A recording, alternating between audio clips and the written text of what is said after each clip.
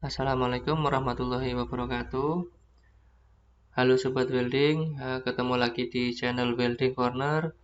Di video kali ini saya akan menjelaskan tentang macam-macam metode penyambungan logam.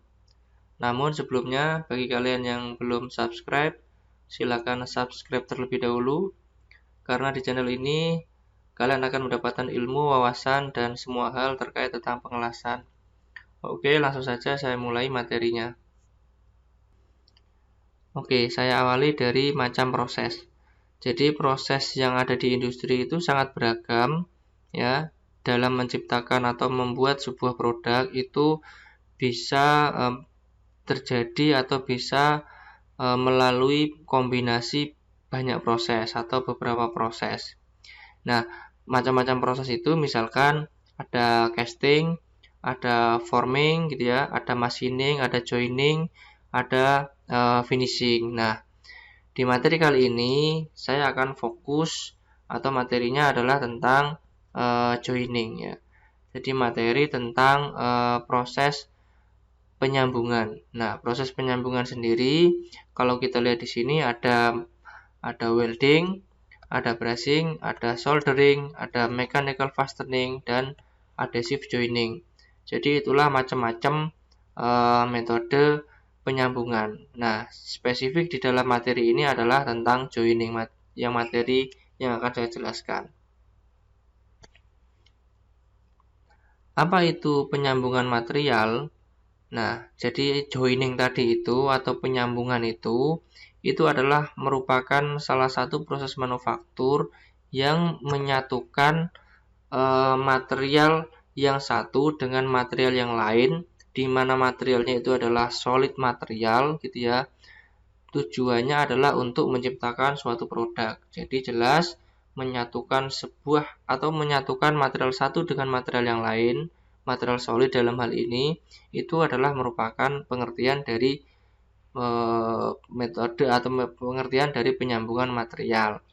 Nah, penyambungan material yang paling banyak itu adalah pengelasan atau diistilahkan welding. Jadi welding itu pengelasan itu adalah metode penyambungan yang paling banyak digunakan gitu ya.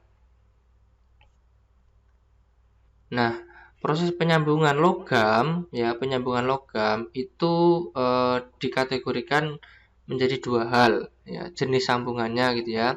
Ada sambungan non permanen dan sambungan permanen.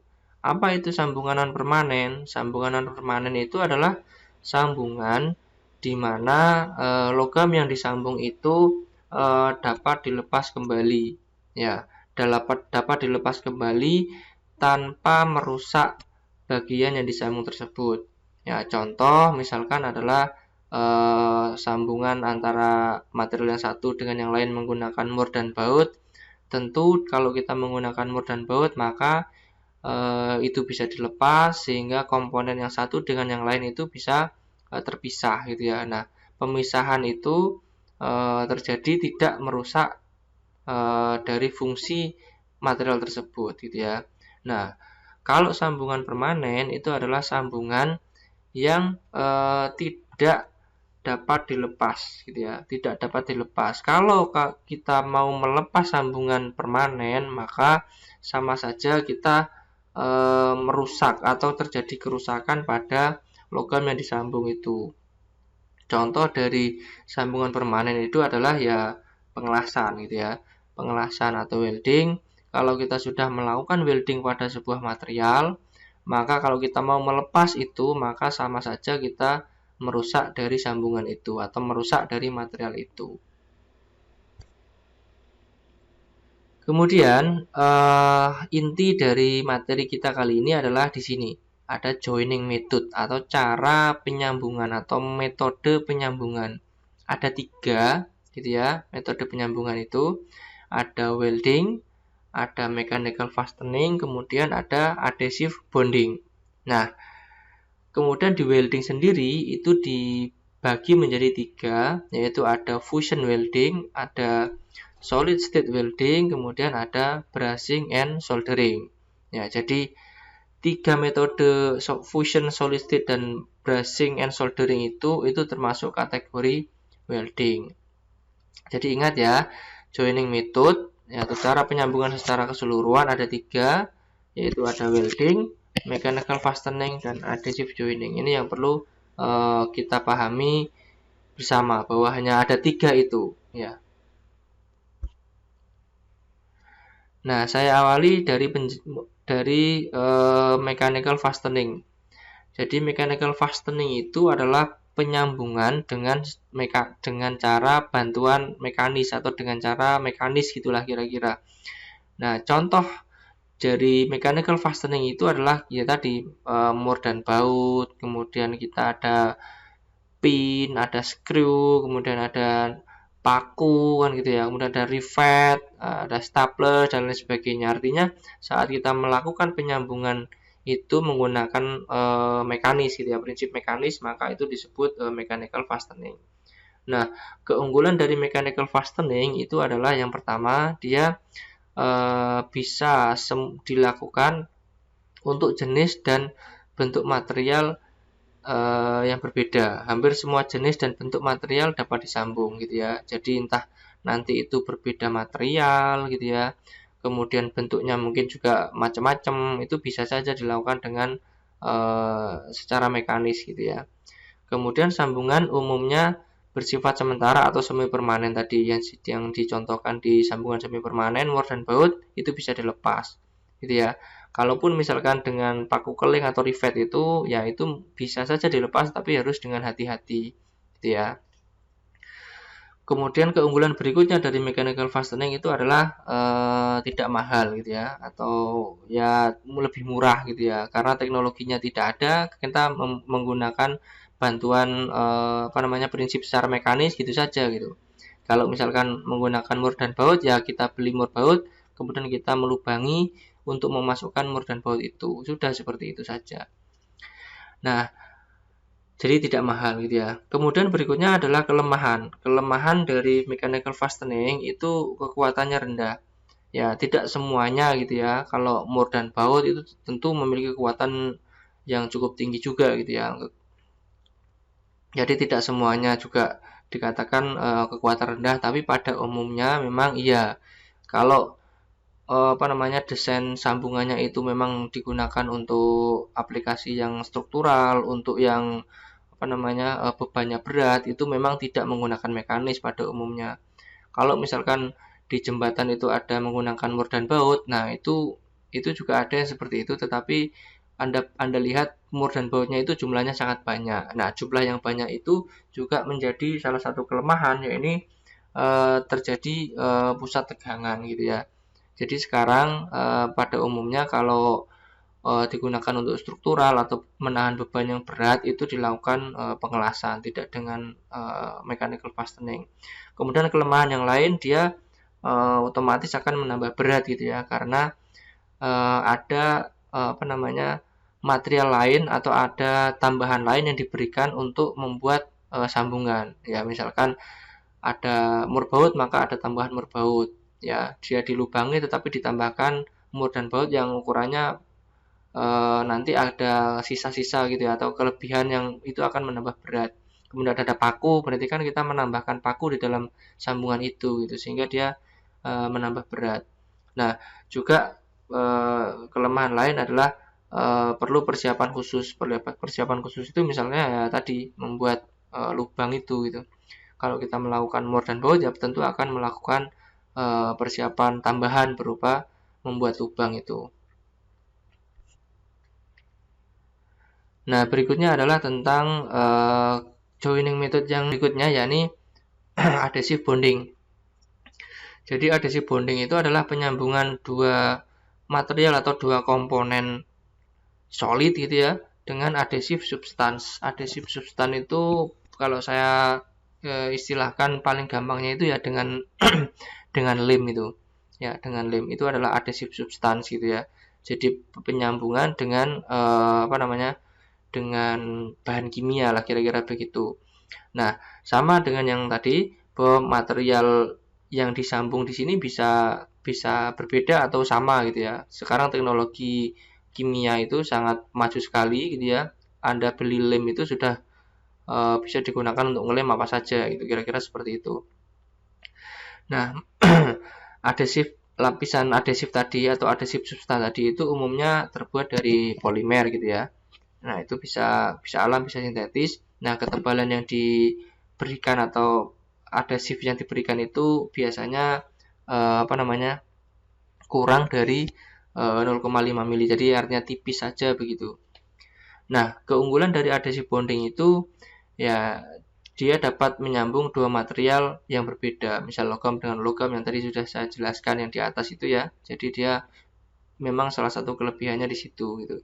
Nah, cuman kelemahannya ya jelas pasti dia bukan struktural material atau bukan diaplikasikan untuk menahan beban yang berat gitu ya. Karena ya untuk uh, lem sendiri atau adhesif substan sendiri itu pastilah tidak akan memiliki kekuatan yang cukup tinggi begitu.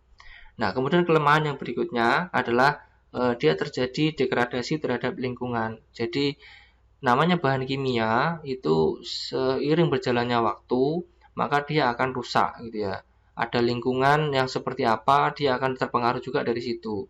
Kalau dia tidak cocok dengan lingkungannya, maka dia akan semakin cepat akan rusak begitu.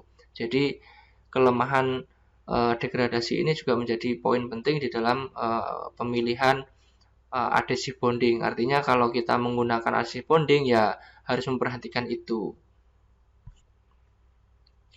Nah, berikutnya adalah metode penyambungan dengan pengelasan. Ya, tadi ingat ya, metode penyambungan ada 3, yaitu ada pengelasan yang akan dijelaskan ini, kemudian ada mechanical fastening gitu ya, mechanical fastening, kemudian ada adhesive bonding gitu ya. Tadi yang 2 tadi sudah, sekarang yang pengelasan atau welding. Oke, saya awali dari pengertian dari pengelasan. Ya, berdasarkan DIN gitu ya. Jadi pengelasan itu menurut DIN itu merupakan ikatan metalurgi gitu ya.